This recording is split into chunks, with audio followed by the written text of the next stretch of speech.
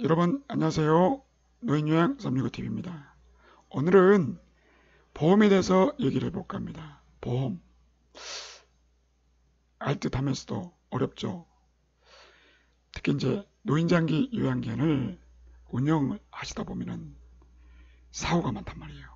어르신들 낙상사고 뭐 기타 등등 참 많이들 다치시죠. 그럴 때마다 뭐 소송에 휘말리고 그러면 얼마나 힘들겠습니까? 그래서 이제 보험을 들게끔 돼 있다. 오늘 살펴볼 보험은 전문인 배상 책임보험 그리고 이제 손해배상 책임보험 해서 보도록 하겠습니다.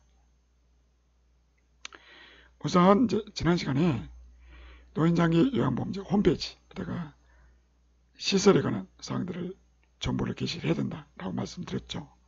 그 중에서도 이런 이제 보험에 관한 내용도 포함이 되어 있습니다.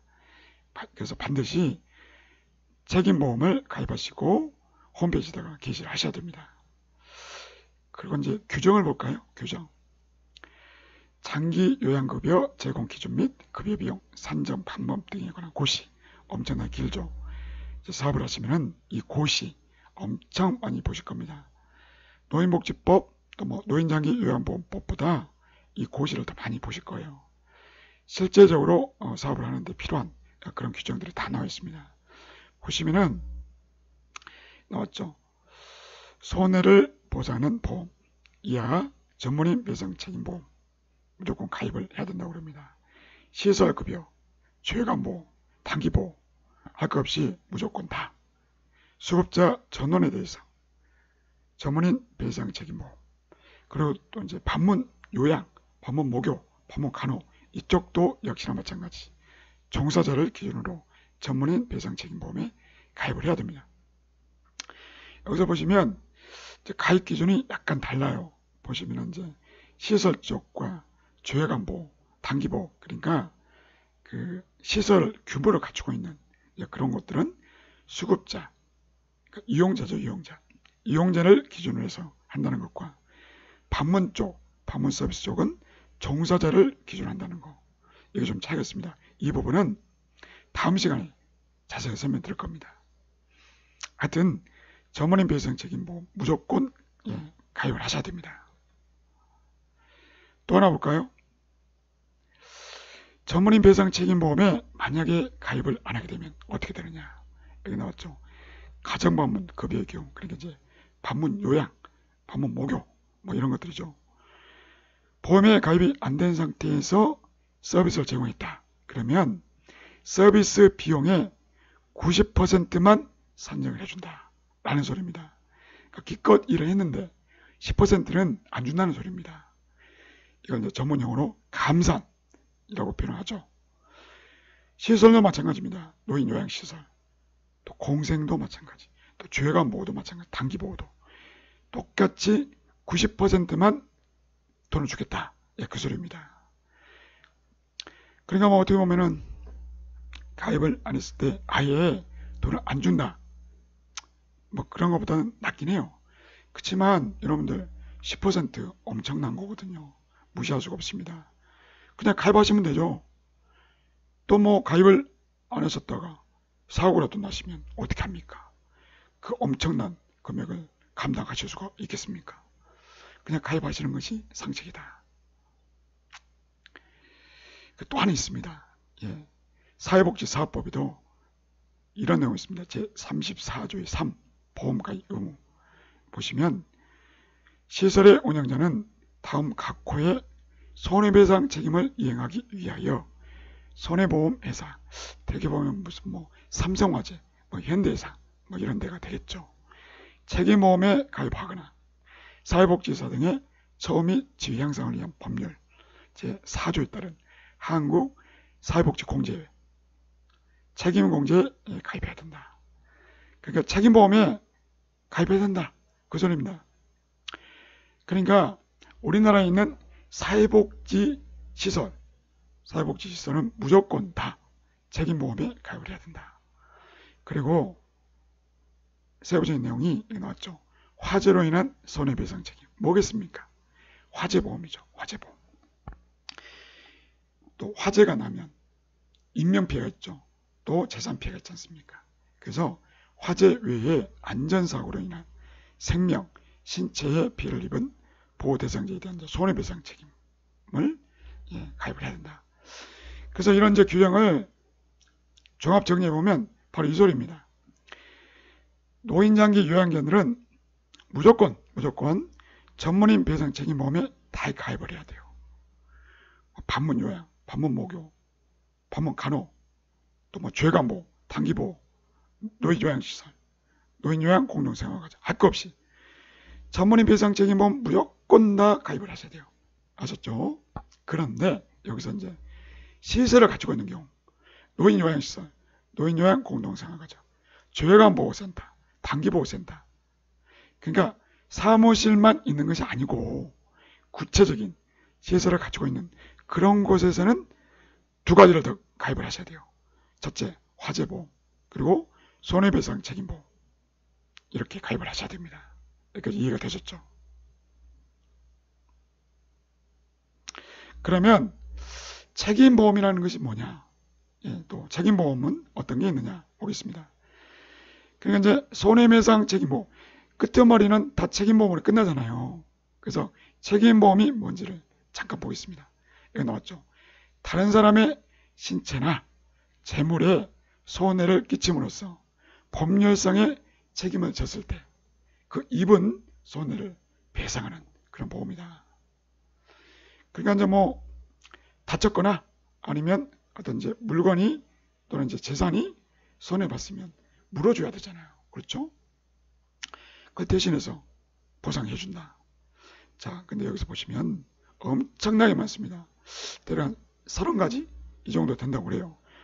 대충 이런 것들입니다. 시설 소유자 배상 책임보험, 음식물 배상 책임보험, 영업 배상 책임보험, 생산물 배상 책임보험, 학원 배상 책임보험, 승강기 사고 배상 책임보험, 전문인 배상 책임보험, 주차장 배상 책임보험, 재난 배상 책임보험. 어떻습니까? 종류도 다양하죠. 이것만 있는 게 아니에요. 그래서 지금 국내에 책임보험이 대략 한 30가지 정도 있다고 그래요. 더 늘어나겠죠.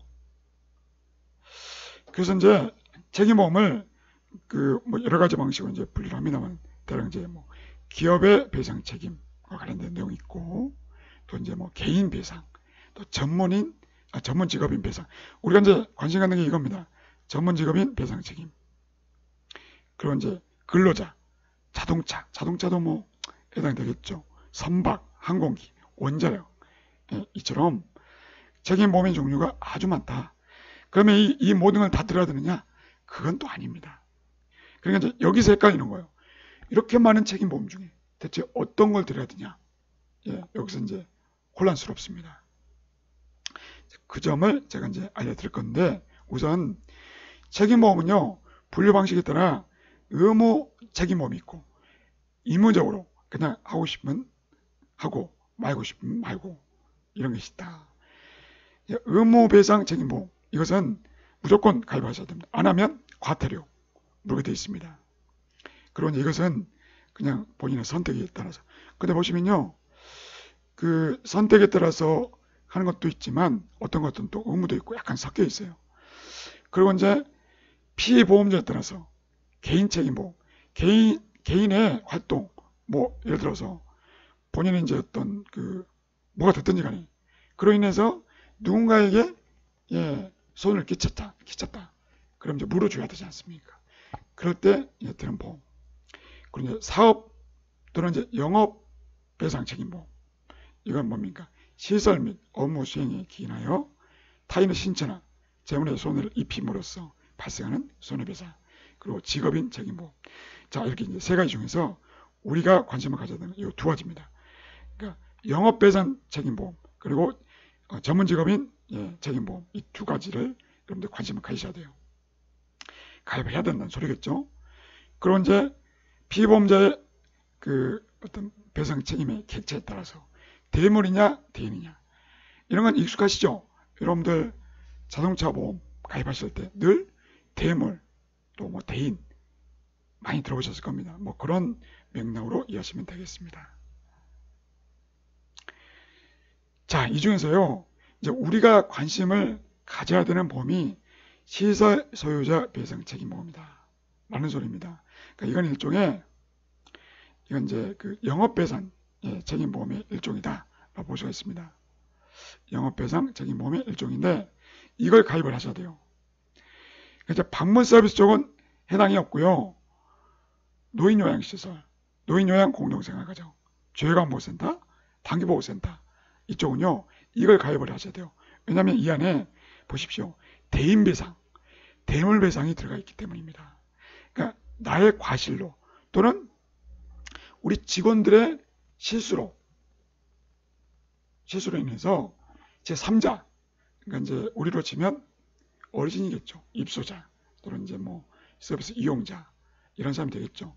이들에게 신체적 피해 또는 이제 재산 피해를 입힌 경우에 보상해 주는 보험이다. 그러니까 이제 그 손해보험 상품에 있는 특약 중에서 배상 책임이라는 말이 이제 들어가 있지 않습니까? 그러면 이것은 나를 위한 게 아니에요. 나를 위한 게 아니라 제3자 타인을 위한 배상이다. 꼭 기억을 하십시오. 그러니까 내가 나를 위해서 배상한다? 말 이상하잖아요. 그러면 나를 위해서는 뭐가 있느냐? 뭐가 있겠습니까, 여러분들? 나를 위해서는 여러분들 산업 그 재보상 책임, 그러니까 산재보험이 있지 않습니까? 산재보험. 그러니까 나를 위해서는 이미 있어요. 산재보험이 있으니까 나의 실수로 또는 내 직원들의 실수로 누군가에게 피해를 끼쳤다. 누군가의 재산에 손해를 끼쳤다. 그럼 물어줘야 되니까. 그럴 때 바로 이제 이런 이제 보험을 든다. 결국 이제 그 노인요양시설이나 조혜관보호센터를 이제 운영하시면 시설을 소유하고 있으니까 그 시설 내에서 벌어지는 여러 가지 사고들이 있을 거 아닙니까? 그런 것들에 대해서 사고가 발생했을 때 대처를 할 수 있는 그런 보험이 바로 시설 소유자 배상 책임보험이다. 이거는 꼭 들으셔야 됩니다. 좀 더 살펴보겠습니다. 시설 소유자 배상 책임보험에서는요. 두 가지만 기억하십시오. 관리상의 책임과 업무상의 과실입니다. 그러니까 시설 소유자 배상 책임보험으로 물어줘야 되는 일이 뭐냐? 돈을 물어줘야 되는 상황이 어떤 상황이냐? 바로 첫 번째가 관리상의 책임이다. 대표적인 게 이런 거죠. 어르신들 낙상. 그러니까 요양원에서 입소 어르신이 미끄러져가지고 낙상을 했습니다. 근데 참 어르신들이 낙상은 정말 위험하거든요. 바로 사망하실 수도 있고, 또는 한참 병원 시설에 지시다가 또 사망하실 수도 있고. 하여튼 이런 경우 미끄러져가지고 낙상했으면 우리가 이제 그 책임이 누굴까? 어르신의 부주의도 있을 수 있어요. 그렇지만 그걸 따져 물을 수가 없습니다. 시설 내에서 바닥이 미끄러웠을 수도 있고 아니면 이런 침대가 뭔가가 기능상의 오작동으로 낙상일 수도 있고 그러니까 그 원인을 알 수가 없어요. CCTV가 다 있는 것도 아니고. 그러니까 이런 경우는 그냥 복잡하게 생각하지 마십시오. 그냥 보험으로 처리하시면 됩니다. 대인배상으로 처리하시면 된다는 거죠. 치료비를 보상을 하실 수가 있다. 자, 이번에는 업무상의 과실을 보겠습니다. 뭐 이제 이런 경우도 있겠죠. 이렇게 뜨거운 음식을 이렇게 서빙하다가 식사 시간에 하다가 어르신들한테 쏟아버렸어요. 그래가지고 화상을 입었습니다. 자, 이런 경우는 관리상의 책임이라고 보지 않고 업무상의 과실이라고 봅니다. 그러니까 요양보호사나 그 직원들이 업무를 하다가 실수했으니까 이런 경우가 될 것이죠.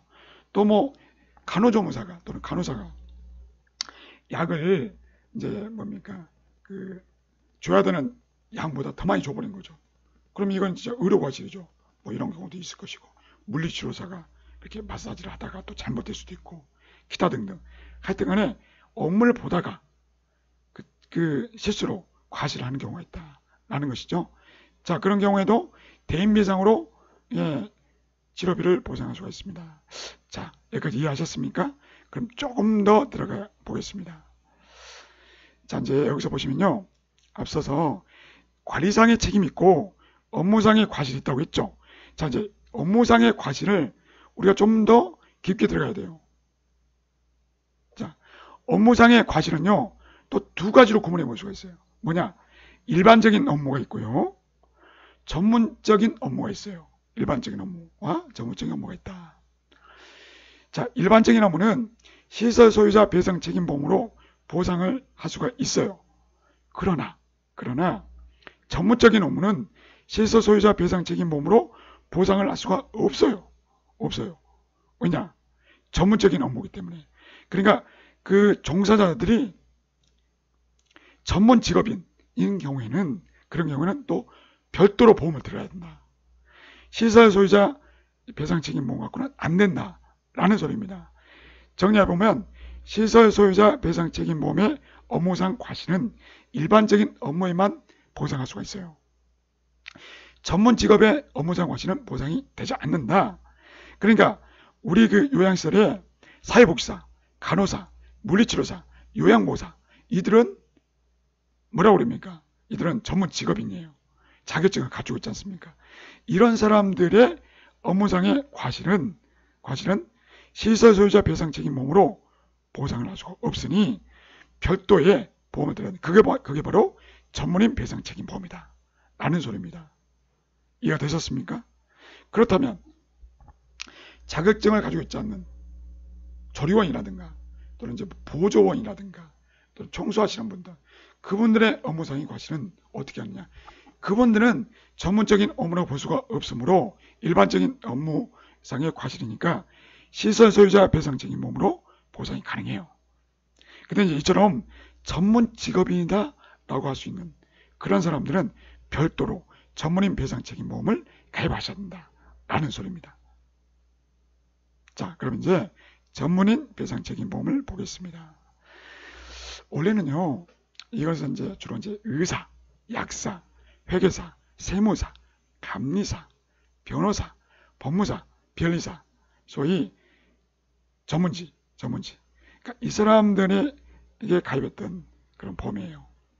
근데 이제 이 전문인 배상 책임보험이 요즘 손해보험 회사의 그 소득의 수입의 한 25% 정도 된답니다.